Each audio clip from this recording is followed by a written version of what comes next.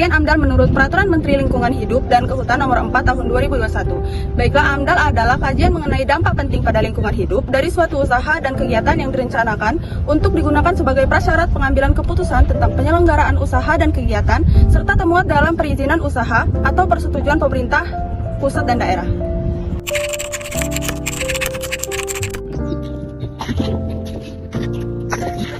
Selanjutnya yaitu mengenai tujuan AMDAL.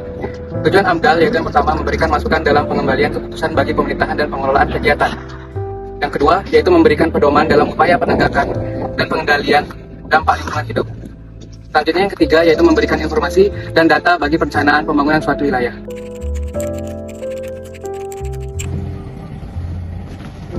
Hai rekan-rekan sekalian, baiklah, di sini kami akan menjelaskan manfaat AMDAL. Manfaat AMDAL dibagi dengan 4 aspek yang akan dijelaskan saya, Gerard Maulana, dan rekan saya, Rika Ismaira Putri. Yang pertama ialah manfaat AMDAL bagi pemilik usaha, yaitu memberikan gambaran atas manfaat resiko dan kegiatan yang dikelola. Yang kedua ialah memberikan gambaran yang jelas atas kondisi lingkungan hidup setempat, baik biogeofisik, sosial ekonomi, dan budaya masyarakat di sekitar lokasi. Yang ketiga ialah sebagai bahan pengujian secara komprehensif atas perencanaan proyek, sehingga pemilik usaha dapat memperkecil resiko dan kelemahan-kelemahan yang mungkin muncul. Yang aspek kedua ialah manfaat AMDAL bagi pemerintah, yaitu ialah mengontrol pengelolaan lingkungan oleh pemilik usaha. Yang kedua, mengontrol penggunaan sumber daya alam dan lingkungan oleh pemilik usaha. Yang ketiga ialah mencegah kerusakan dan pemborosan penggunaan sumber daya alam. Yang keempat ialah menghindari konflik dengan proyek lain dan masyarakat sekitar lokasi proyek. Selanjutnya akan dibahas oleh Rika. Halo rekan-rekan, di sini saya akan melanjutkan pembahasan tentang manfaat AMDAL yang telah dibahas oleh Gerard Maulana tadi. Yang ketiga itu ada manfaat AMDAL bagi masyarakat, terbagi menjadi 3. Yang pertama itu mengontrol pengelolaan lingkungan oleh pemilik usaha. Yang kedua ada mengontrol penggunaan sumber daya alam dan lingkungan oleh para pemilik usaha. Dan yang terakhir menambah ilmu pengetahuan dan teknologi. Ada juga manfaat AMDAL bagi lingkungan hidup, terbagi menjadi 2. Yang pertama itu terpeliharanya kualitas lingkungan secara baik. Dan yang terakhir terjaminnya ketersediaan sumber daya alam secara berkelanjutan. Provinsi Jambi merupakan salah satu provinsi di Sumatera yang memiliki potensi di bidang energi dan sumber daya mineral. Berdasarkan data Dinas ASDM, Provinsi Jambi sebagian besar kegiatan usaha pertambangan yang ada bergerak di bidang pertambangan batu bara. Menurut CNN, pada tanggal 2 Januari 2024, diketahui truk angkutan batu bara yang melintasi Jambi mencapai sekitar 8.300 hingga 11.500 unit per hari. Truk ini melintasi jalan nasional karena belum ada jalur khusus. Jalan nasional yang berada di Tembesi, Batanghari, dan Muaro Jambi dibuat menjadi 3 trase jalan, mulai dari Mandiangin Kabupaten Sarolangun, Tenam Kabupaten Batanghari, serta Mandalu Kabupaten Muara Jambi, dan langsung menuju pelabuhan sebelumnya mengalami kemacetan sepanjang 15 km sebagai imbas padatnya truk angkutan batu bara. Tidak tanggung-tanggung, kemacetan lalu lintas ini berlangsung selama lebih dari 22 jam. Kemacetan ini diduga dipicu oleh penumpukan kendaraan truk batubara di jalan lintas Sarolangun sampai Batanghari. Baiklah, di sini saya sedang berada di Desa Nyogan di Provinsi Jambi, yaitu tempat pengambilan batubara. Seperti kita lihat, jalan akses di sini sangat rusak dan kurang memadai untuk dilewati oleh tambang batubara. Saya Rika, di sini saya akan mewawancarai salah satu warga yang berada di PAL 16. Kalau boleh tahu nama Bapak siapa, Pak? Nama saya Herawan. Jadi dengan Bapak Herawan di sini saya akan bertanya mengenai akses tambang di sekitar PAL 16 ini, Pak. Yang pertama itu apakah benar akses tambang melewati jalan lintas Sumatera di PAL 16 ini? Pangkal dan ujung rutenya itu di mana, Pak, kalau boleh tahu? Kalau rutenya dari Kotoboyo sampai dengan Talangbuku, dan yang selalu sering terjadi kemacetan itu antara kilometer 16 sampai dengan kilometer 10, dan dari kilometer 10 sampai dengan ke Talangbuku hingga macet sampai kira-kira 20 sampai 22 jam. Itu kan sudah dialihkan ya, Pak. Terakhir macetnya itu kira-kira kapan ya, Pak? Yang terakhir itu sebelum puasa, yang terjadi. Setelah itu terjadi demo di kantor Gubernur Jambi, dan sejak itu tambang dihentikan. Jadi solusi dari Gubernur Jambi itu apa ya, Pak? Solusi dari Gubernur Jambi itu adalah membuat jalan baru antara Simpang Karmeo dengan Desa Kilangan. Tapi saat ini jalan tersebut belum bisa digunakan karena belum sesuai standar, masih lembut, belum layak untuk dilewati oleh kendaraan bermuatan batu bara. Dan pengalihannya sekarang ini melalui sungai. Oke Pak. Nah, pertanyaan kedua itu ada perihal berita yang kami dapat dari salah satu sumber, yaitu terjadi kemacetan selama 22 jam di Jambi, dari Sulalangun sampai Batanghari. Apakah benar berita tersebut terjadi di sekitar sini, Pak? Betul, itu terjadi kemacetan. Lebih kurang kalau dari Pal 16 sampai ke Pal 10 itu kira-kira 20 atau 15 atau 20 jam. Dampak daripada kemacetan tersebut adalah distribusi 9 bahan pokok terhambat, angkutan penumpang juga terhambat, dan pernah terjadi 2 ambulan yang dari Sarolangun menuju Jambi, pasiennya meninggal di jalan karena macet, tidak bisa melalui jalan tersebut. Itu kan tadi dampak negatifnya Pak ya. Ya. Kalau dampak positifnya itu ada nggak Pak? Misalnya faktor ekonomi atau gimana gitu? Kalau untuk sementara faktor dampak positifnya untuk penduduk kilometer 16 mulai dari Tempino sampai dengan kilometer 10 itu tidak ada dampak ekonominya, dampak positifnya tidak ada, hanya merugikan masyarakat saja. Karena perjalanan masyarakat biasanya 10 menit menjadi 2-3 jam, itu kalau naik motor, kalau naik mobil tidak bisa lewat macet. Kalau Bapak tahu sekitar berapa unit Pak yang lewat hingga terjadi kemacetan ya? Kalau menurut dari Dinas Perhubungan itu sekitar 3-6 ribu mobil satu malam itu. Jadi makanya macet. Itu terutama sekali tambangnya yang dari Sarolangun dengan dari Kota Boyo, yang dari Bimo. Untuk jam kemacetannya itu di jam berapa ya Pak? Kalau dulu macetnya itu mulai dari maghrib, karena boleh maghrib kan, dari maghrib itu sampai subuh. Kadang tuh lewat, kita yang mau kerja pun susah karena macet, karena bertumpuk mobil itu sampai satu jalur itu 4 jalur yang arah ke Jambi, dan yang dari Jambi mau ke Palembang atau mau kemana-mana itu terhambat biasanya.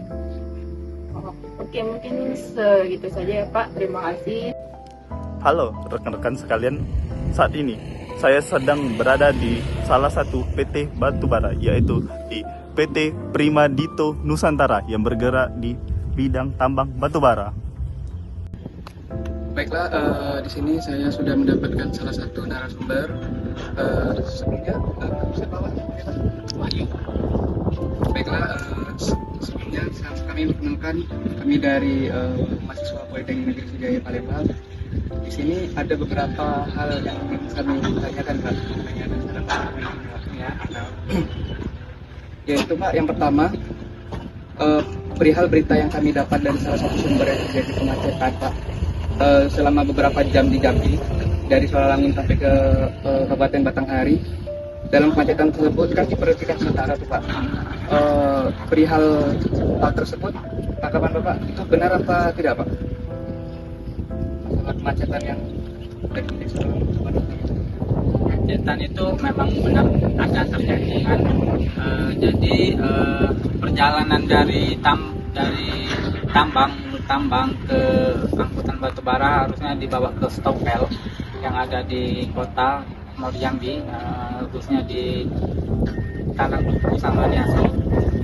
Jadi kejadian macet itu angkutan unit untuk sudah kebanyakan, jadi ada mobil, salah satu mobil yang besar, jadi mengakibatkan macet panjang, mengalami macet di hampir 2 hari 2 malam. Jadi sebab itu pemerintah men-stop, ditutup sementara, awalnya ditutup sementara akses darat angkutan batubara. Jadi pemerintah mengasih opsi solusi itu lewat jalur laut.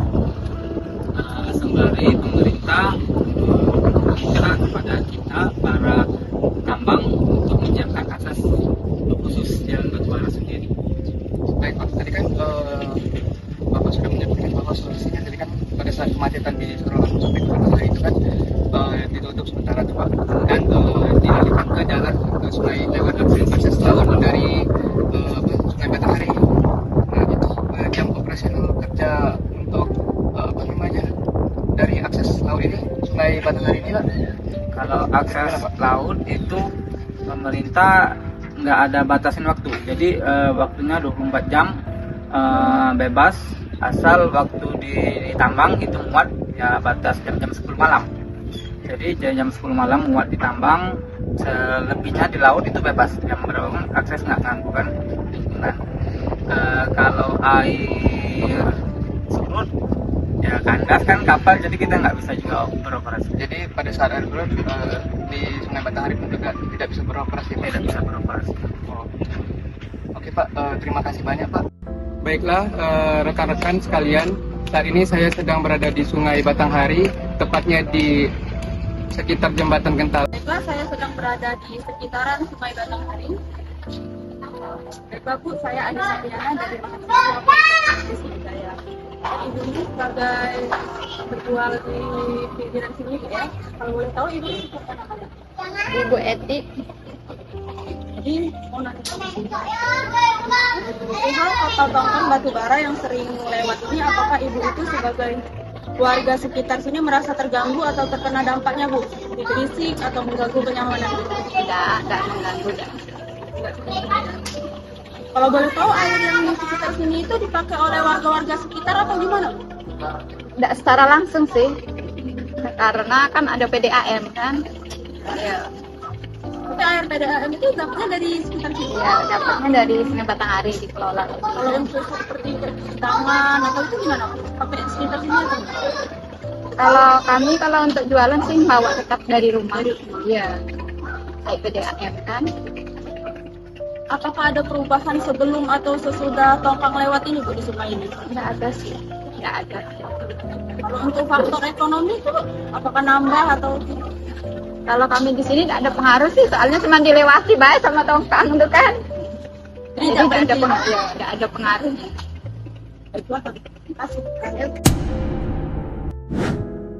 Rekan-rekan sekalian, saat ini saya sedang berada di Jembatan Gentala, lebih tepatnya di Sungai Batanghari, yang merupakan jalan alternatif dari batubara. Sekarang terlihat kapal tongkang yang akan mendarat di pelabuhan Talang Duku sebagai peralihan dari jalur darat ke jalur sungai. Mitigasi yang dapat dilakukan ada 3, yakni batubara yang telah ditambang diangkut melalui jalur sungai Batanghari melalui tongkang untuk mengurangi muatan kendaraan jalur darat, tetapi volume yang dimuat tetap sama atau lebih besar, yakni untuk satu tongkang ini sendiri memuat sekitar 2000 ton dan tidak memiliki jam operasional karena tidak melewati jalur darat. Mitigasi selanjutnya adalah mengalihkan jam operasional pengangkutan batubara dari jalur darat yang semula dari jam 6 sore sampai 6 pagi menjadi 9 malam menjadi ke 2 pagi, serta mengurangi jumlah unit dump truck yang semula kurang lebih 6.000 unit menjadi 150 unit untuk satu pelabuhan tambang. Kemudian mitigasi yang terakhir mengenai jalan akses, yaitu mobilisasi ribuan truk pengangkut batubara setiap hari di ruas jalan nasional tersebut tidak terelakkan lagi karena belum ada jalan khusus untuk batubara.